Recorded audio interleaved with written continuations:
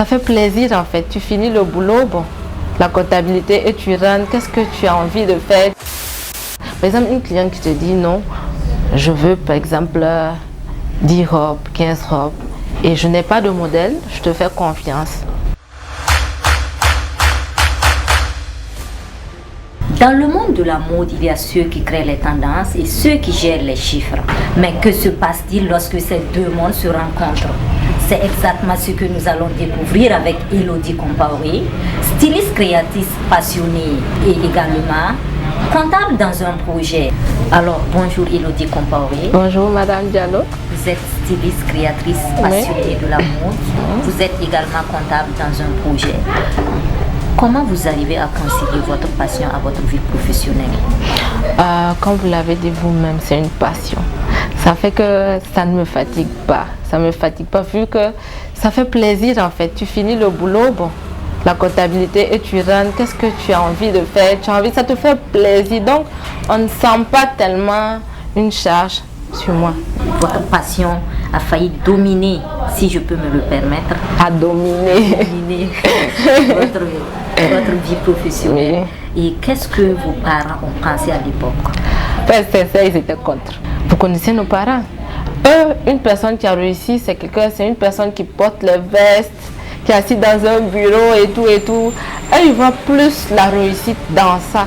Ils me trouvaient d'autres boulots et tout que je refusais. Mais est-ce qu'aujourd'hui, Elodie Compaoré, tes parents sont fiers de ce que tu fais et ce que tu es devenue? Oui, ils sont fiers. Ils sont fiers parce qu'il y a la maman même qui m'accompagne, faire les courses, les achats et tout. Donc, et ça lui fait plaisir même. Elle goûte ça, elle goûte à la vie de la mode et ça lui plaît aussi. Tu fais souvent des créations pour elle? Oui. Quelles étaient tes premières créations? Mes premières créations, c'était des sacs en pagne et puis les tops en pagne.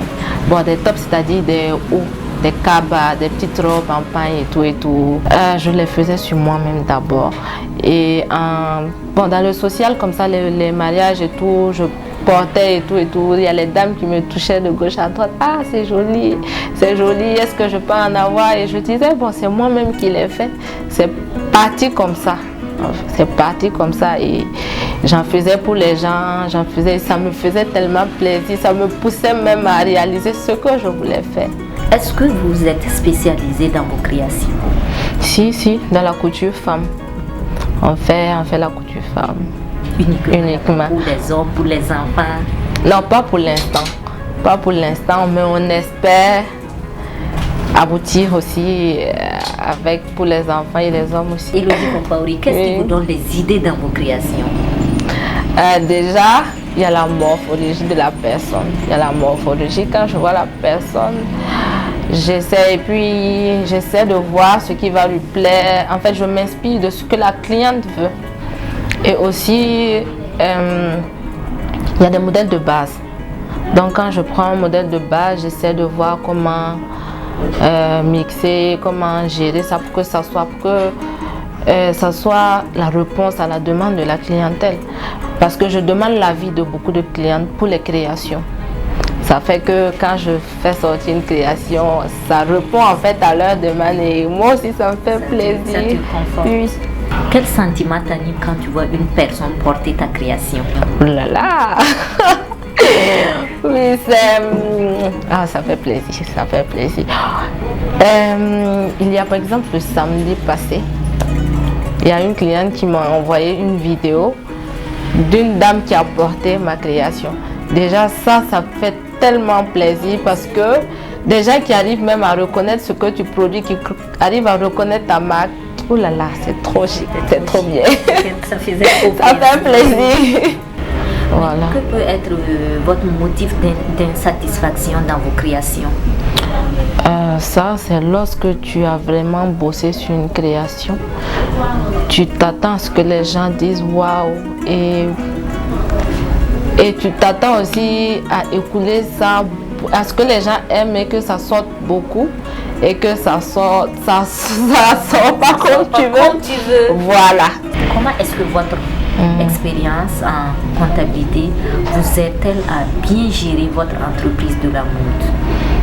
Ça m'aide beaucoup vraiment parce que Déjà, c'est une passion vraiment. La mode, c'est une passion. Mais maintenant, il faut aussi que ça soit rentable pour pouvoir continuer à aller de l'avant. Donc ça, il faut une comptabilité vraiment stricte. Donc déjà, ça, c'est un atout. La comptabilité, c'est un grand atout. Un exemple terre à terre.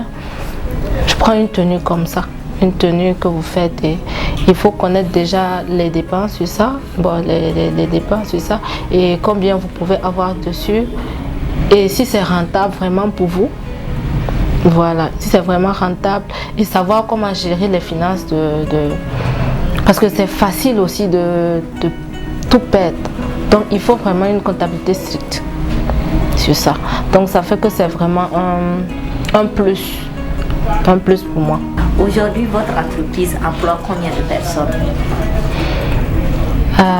Il y a deux coins. Là où nous sommes actuellement, il y en a 6 et de l'autre côté, il y en a 4. Donc, plus moi, ça fait 11 personnes. Donc on peut dire qu'aujourd'hui, Celo Création emploie 10 employés. Oui. Est-ce que ce métier nourrit son nom? Bon, ça fait 6 ans que je suis dedans, donc si je m'y plais, c'est que ça va. Ça va. Je fais grâce parce que je peux dire que ça va. Dieu fait grâce que j'arrive même à prendre des tissus à l'extérieur et tout. Il t'arrive souvent à avoir des commandes depuis l'extérieur? Oui, beaucoup. Il y a la Suisse, il y a la France, il y a Dakar. Comment ils arrivent à te contacter, à te connaître et à vouloir porter tes créations? Déjà via la page Facebook. Ils me contactent via la page Facebook et ils prennent mon WhatsApp aussi sur la page, ils m'écrivent et puis ils commandent. Il y a déjà les clients, bon, le portefeuille client qui est là. Il y a aussi les gens qui veulent essayer, voir. Et il y a d'autres, le modèle aussi les captive et tout. Donc, c'est pas via les réseaux sociaux, ils me contactent et puis voilà. Soit ils viennent directement à la boutique. Y a-t-il eu des moments où Elodie n'a pas dormi pour satisfaire ses clients? Il y a eu beaucoup de moments. Il y a eu beaucoup de moments où je n'ai pas dormi. Beaucoup, parce que il y a la peur de ne pas... Par exemple, une cliente qui te dit non, je veux par exemple 10 robes, 15 robes et je n'ai pas de modèle, je te fais confiance. Je te fais confiance, crée ça pour moi. Déjà, il y a un poids sur tes épaules en fait. Et il faut que faut réfléchir sur les modèles, comment faire, comment créer. Et là, souvent ça t'empêche de dormir. Tu te demandes, est-ce qu'elle va aimer? Est-ce que c'est bien? Est-ce que... Voilà. Mais ça va. Ça fout une pression. Oui. Comment se passe une journée de création chez Celo? Déjà, il faut même avoir la matière première de ce que tu veux, ce que tu as déjà mis dans ta tête, comment ce que tu as dessiné, il faut que tu aies ça d'abord. On voit avec le chef couturier, j'essaie, je lui explique, je dessine un peu, je lui montre ce que je veux. Et je suis là, on coupe et tout, on essaie de faire la mise en place du modèle. Et là, et quand on finit, on met ça sur le mannequin. J'essaie de voir, est-ce que ça le fait? Est-ce que ça le fait? S'il y a quelque chose qui manque, il y a des idées qui viennent, on ajoute et on voit jusqu'à la finalité. Voilà. Et là, si ça me convient, on passe à la production. Et oui. Wow, on produit le modèle et puis maintenant on présente ça à la clientèle. Oui. Quels sont vos futurs projets dans ce monde de la mode? Mes projets, déjà, être à l'international. Oui, ouais. J'y pense. Un peu partout, des boutiques un peu partout. Et à la longue, une école de formation. Quels sont les conseils que vous avez à donner à vos jeunes frères qui veulent emboîter vos pas? Déjà, il faut mettre Dieu en avant. Et persévérer surtout. Plusieurs fois, j'ai voulu abandonner parce que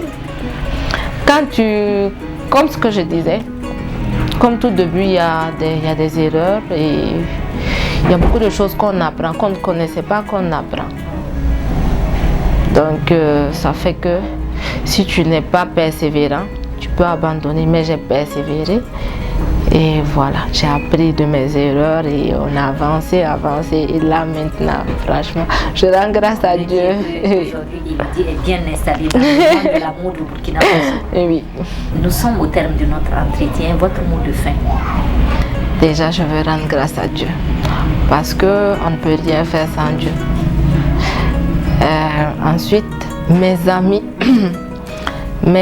qui ont été là au début, et vraiment, elles m'ont boosté. Il y a les parents aussi qui ont été là et tout, qui m'ont encouragé à la longue. Ils m'ont encouragé, qui ont cru en moi, et vraiment merci aux clients qui me font confiance. Merci d'avoir suivi cet entretien de la mode avec Elodie Compaoré. J'espère que vous avez appris beaucoup et à très prochainement pour un autre numéro.